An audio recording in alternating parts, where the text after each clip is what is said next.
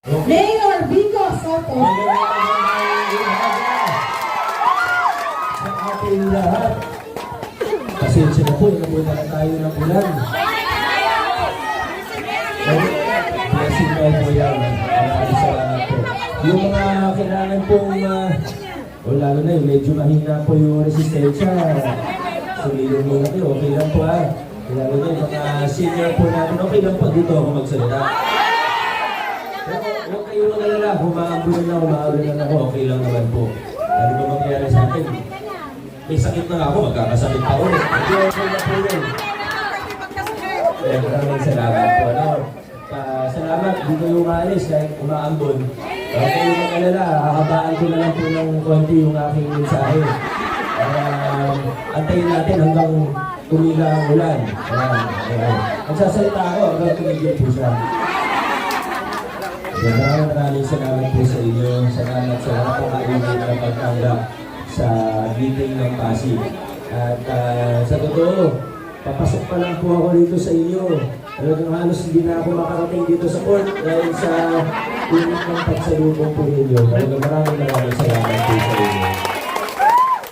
Kung nandito naman po kami, ganyan po ang pagsalubong ninyo sa amin. Di ba nung nakaraan, kailan ba ako nandito nung nakabisita po ako? Itong Marso lang, di ba nakabisita po ako dito? Talagang ganun po lagi dito sa Caruncho. Kaya maraming salamat. At alam niyo, noong 2019, medyo iba pa yung sitwasyon natin. Pero ngayon po, ang layo na ng narating natin. Ngunit sana, kahit malayo na ng narating po natin bilang isang lungsod, huwag natin kakalimutan kung saan tayo nanggaling. Kasi sabi po nila, hindi marunong lumiyon sa ay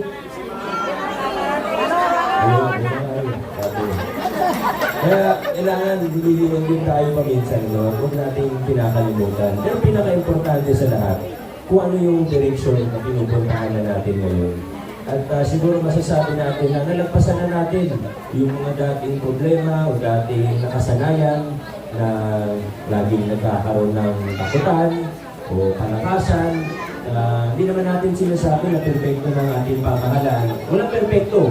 Sa buong mundo, maghanap tayo ng pamahalaan na perfecto, wala pong gano'n. Pero importante yung direksyon. Inaiwan na natin yung kapitan system. Naalala ko po nun, di ba? Paboritong halimbawa po natin, simbolo ng pagbabago natin, yung pamasuhan din po natin. Nakakatanggap naman po tayo dito na nakatandaan po natin, lagi dati, mga opisyalis, hindi kasalanan ito ng opisyalis inyo, pero dati, pag dumarating po kami dito, medyo aminin natin o hindi, may konting kaba yung mga opisyalis. Kasi lagi iniisip, ako, pag nakitang kasama ng kalaban ng City Hall, baka wala na tayong bayong pagdating ng Pasko. Yun yung lagi sinasabi sa amin. Sa totoo, hindi naman po rito sa inyo, pero sa ibang hawa, pag bisita po kami ni Congressman noong 2019, lagi po nakikiusap sa amin yung mga ibang opisyalis na nakikiusap po sa amin. Pinasabi, di po, baka pwedeng huwag na kayo dito mag-meeting. Lagi po gano'n kasi nga medyo kinakabahan, natatakot. Lalo na pag may kamag-anak kasi pero nalagpasan na po natin yan. Bilang isang lungsod, nalikuran na natin yung gano'ng klase na sistema. At hindi lang po yun, nag-release tayo ng pamahalaan. Napakalaki na napapagpapayan natin bilang isang lungsod. Hindi lang po milyon yung pinag-uusapan natin sa paglilinis ng ating pamahalaan. Bilyon piso po pinag-uusapan natin. Kaya hindi rin naman po nakagulat na may mga iba na gusto tayong umatras pabalik dun sa mga lumang kalakaran. Kasi mas nakikinabang sila dun sa lumang kalakaran eh. Gusto nila bumalik tayo doon. Pero tayo bilang isang lungsod, naniniwala ako na mga Pasigenyo, hindi na papayag na bumalik tayo sa lumang kalakaran. Kasi nandito na tayo sa makabagong estilo ng pag-gobyerno. Nandito na tayo, tinataguyod na natin yung mga prinsipyo ng mabuting pag-gobyerno. Binuksan natin lahat. Binuksan natin kung anong pwedeng makita. Nakikita po ng mamamayan ngayon. Hanggang sa huling sentimo ng paggastos ng pondo, nakikita po natin. Programa, nakikita nyo kung anong maganda, nakikita nyo rin kung anong magkukulang, hindi pinatago, hindi pinagtatakpan. Sama-sama po tayo para pagandahin ang ating pamahalaan. Dahil sa dulo, ang lahat ng ito, ipapamana natin sa susunod na henerasyon ng mga Pasigenyo. Alam nyo ako po bilang mayor, Opo, may mga project tayo. Opo, may mga programa tayo. Pero alam niyo yung hindi natin layunin o goal ko bilang mayor, na mabuo ko yung 3 terms ko, at pagkatapos ng 3 terms ko, sa gobyerno, sa lokal na pamahalaan natin, mas madali nang maging mabuti, mas madali nang gumawa ng tama, at mas mahirap kang maging korap. Yan lang. Nagawa ko lang po yan. Masaya na po ako. Yung mga programa natin, bonus na po yun. Diba? Kasi sa totoo, pag tinataguyod natin yung mabuting pag-gobyerno, ginagawa natin transparent, sinasabi ni Coach Paul sinagat kanina na yung mapanlaho na pamahalaan. Diba? Habang ginagawa po natin yan, natural lang po na magbubunga yan. Natural lang po na makikita natin, kumbaga, ano yung tinatanim natin, hindi po yung maalihin natin eh. Kaya ngayon po, nandito na tayo sa punto ng ating pamahalaan na 6 years later po, maraming pagbabago, maraming reforma. Ito na, nagbubunga na yung mga pinaghirapan natin, yung mga pinaglaban natin na pagbabago. Kaya yung mga narinig niyo po kanina, hindi po aksidente yung mga yun. Yung mga programa na lumalawak, yung kanina nabanggit ni Pao Santiago, ang ating local senior pension natin. Di ba bago lang yung local senior pension? Dati kasi may ilan na may allowance eh. Di ba may asosasyon, yung mga opisyalis doon, yung DOD, may allowance galing sa LGU, tapos nagagamit pa sila sa politika. Tinanggal ko yung allowance na yun. Alam niyo ba, maabot ilan lang yun? Mga 200 plus hanggang 300 lang yun na senior. Sila lang yung nakikinabang dun sa allowance na yun. Umaabot ng 3,000 per month o 5,000 pa yata sa iba, yung presidente, umaabot ng 5,000 per month yung allowance. Pero ilan lang sila? Sa 80,000 senior sa buong Pasig, nasa 300 lang sila na may malaking allowance. Ang ginawa ko po, tinanggal ko yan. Kasi uri din yan ng palakasan eh. Tapos ginagamit pa sa politika. Tinanggal ko yan. Siyempre, yung iba nagalit sa akin, yung iba dun sa 300. Pero yung iba nakaunawa naman.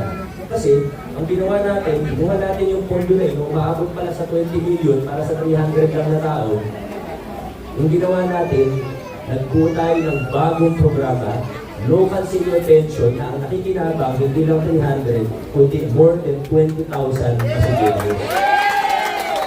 Kaya ganyan po tayo mag-isip ngayon, ganyan ang estilo ng pag-gobyerno natin ngayon. Hindi yung kung sino lang makakatulong sa atin sa politika, ang inisip natin. Kundi, ano yung makakatulong, ano yung magandang programa ng pakikinabangan ng mas maraming pasiguro. Ganyan po tayo. At wala pang 3 taon yung local senior pension natin, pero nandito na tayo ngayon, i-expand na natin siya ulit para mas marami pang makasama sa programa. Alam mo po ito ni Coach Pao Santiago. Alam mo si Coach Pao kasi, ito sikreto lang po natin, depende kasi sa lakas ng pagbigas ko ng pangalan niya, nag-a-adjust po yung taas ng talon niya.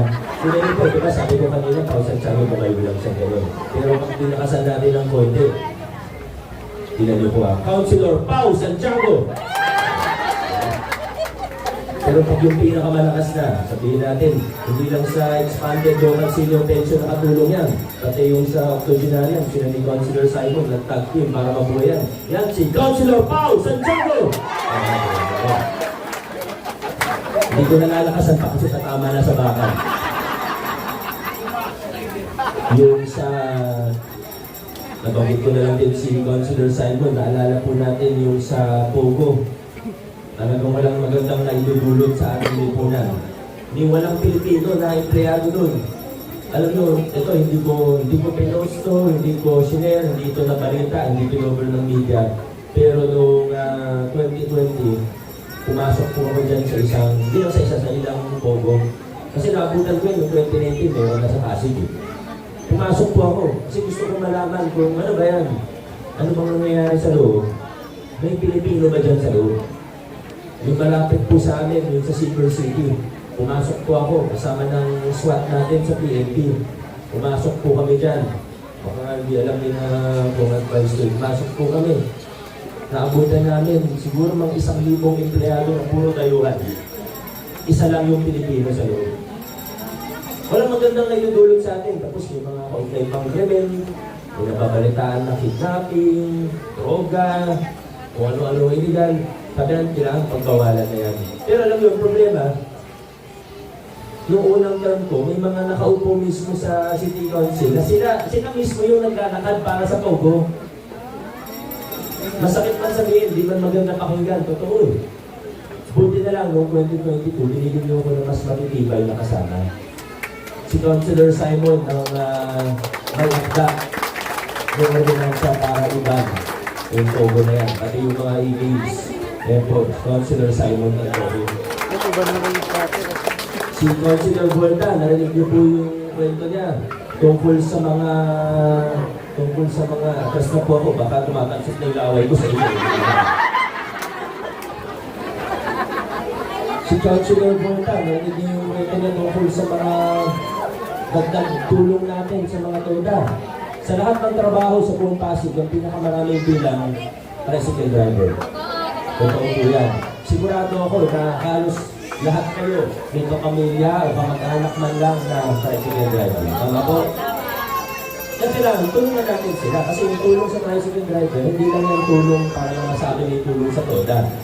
Hindi, ang tulong sa tricycle driver, tulong sa napakaraming pamilya Pasilino at tulong rin sa mga mananakay natin. Kasi ang dami natin hinihingi sa tricycle driver. Pag estudyante, pag senior, hinihingi natin ng discount. Ano naman yung tulong ng pamahalaan sa kanila? Kaya si Councilor Volta, nireview namin yung pondo ng Pasig, makita namin na habang tumataas yung budget natin, pwede tayong ibawas sa mga sinisigil natin sa ating mga mamamayan na nagtatrabaho, mga sipag, nagsasakripisyo. Ang hirap kaya masalaga. Diba? Bugbog yung katawan mo pag nagmanayaw ka ng tricycle. Kaya ang ginawa po ni Councilor Volta, panukala niya na na-upload ng City Council natin yung prangkisa, pati yung city plate ng tricycle driver na dati nasa 500 yun, nilibre na natin.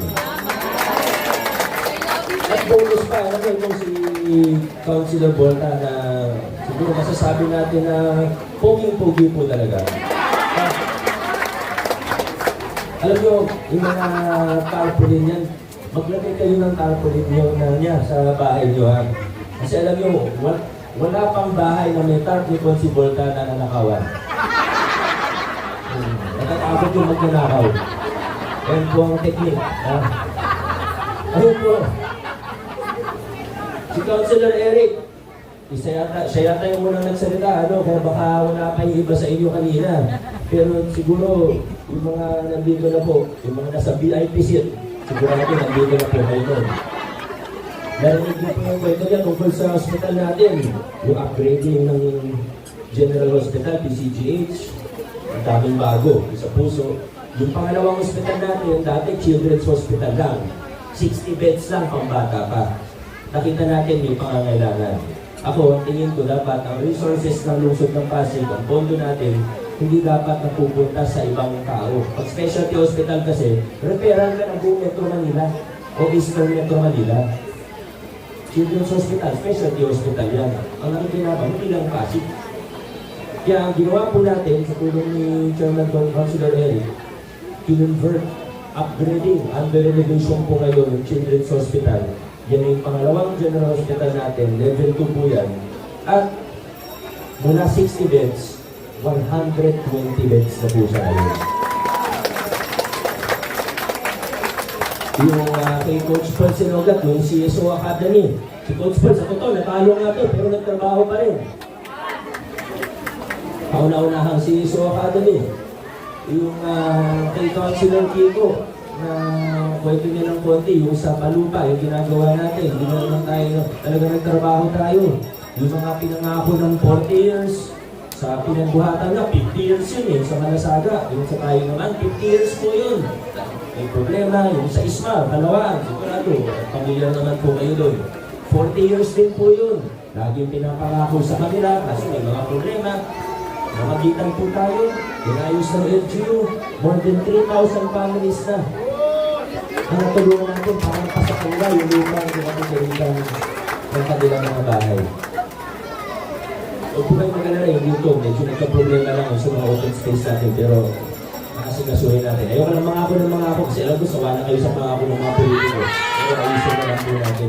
Pero yung mga bagay po na yan, yung pag-asa scholarship ni Vice Mayor Dodot, yung mga bagay na ito po yung sinasabi natin na paganda ng paganda yung servisyo ng ating pamahalaan. Yung matatagal ng problema, yung dekada ng problema, ngayon po naaayos natin. 4 na dekada, 5 dekada na yung problema, ngayon po naaayos natin. Yung mga existing na programa, lumalawak ng lumalawak. Hindi po nagkakataon yan. Ito po ay nangyayari bunga ng pagtataguyod natin ng mabuting pagbububerno sa lungsod ng Pasig. At una ko pong idagdag, kapag sinabi natin mabuting pagbububerno, hindi lang po yan mayor. Opo, madalas ako yung napapasalamatan. Madalas ako yung nagkakaroon ng credit. Minsan, binibigyan ako ng award. Pero ang totoo niya, wala po akong magagawa kung hindi sa tulong at suporta ninyo. Sa totoo, sa inyo rin kami, unang-una sa lahat, sa inyo kami humuhugot ng lakas. Kasi sa totoo, mahirap ang trabaho. Pakilala ka ng pagbabago, bilog-bilog piso pinag-uusapan natin. Talagang mayroong tumututol, mayroong nabutahe, mayroong kumukontra, hindi po mawawala yan. Kumukontra naman sila, pero hindi po mawawala yan. Minsan napapagod din kami ako, minsan napapagod din ako. Pero pag nakikita ko kayo, nabubuhayan ako ulit na buhay. Ayun ang bibigay sa mga. Yan po ang katotohanan. Kung hindi po ganito yung pagsalubong nyo sa amin, kung hindi ganito yung pagsuporta nyo sa amin, ay wala na, matagal na kami sumuko. Pero dahil ganito po ang inyong suporta sa amin at sa pagbabagong ginagawa natin sa ating lungsod, nawawala ka agad yung pagod. Mas nakakagawa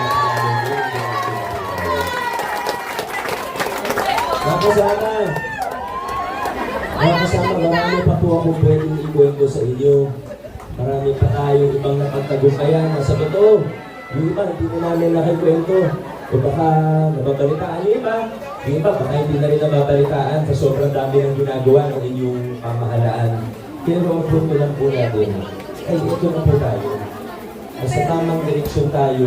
At higit sa lahat, hindi na pasentro sa isang tao yung ginagawa natin pagbabago. At yung direksyon natin ay hindi para sa isang tao o isang politiko. Na hindi para sa isang grupo. Kung mapapansin po ninyo mula noong 2019, nawala yung mga malalaki na kalagay na project of mayor, ganito o ganyan. Never kayo nakakita ng project of mayor Vico Soto.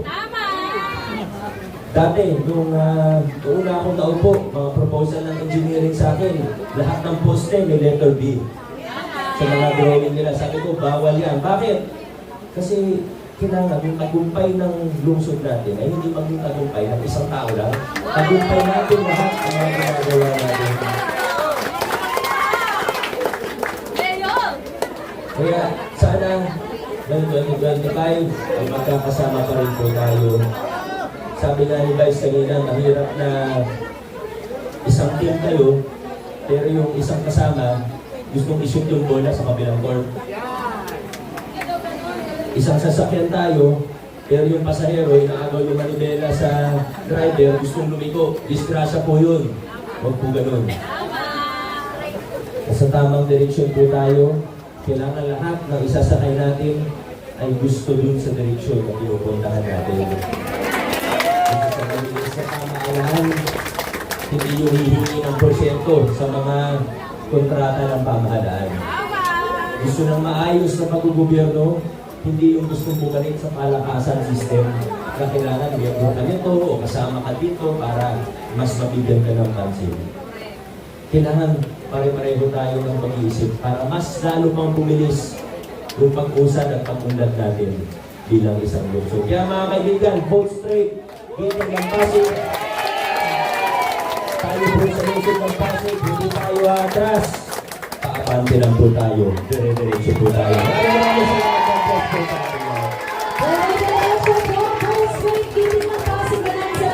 Mayor Vico Soto, number 4.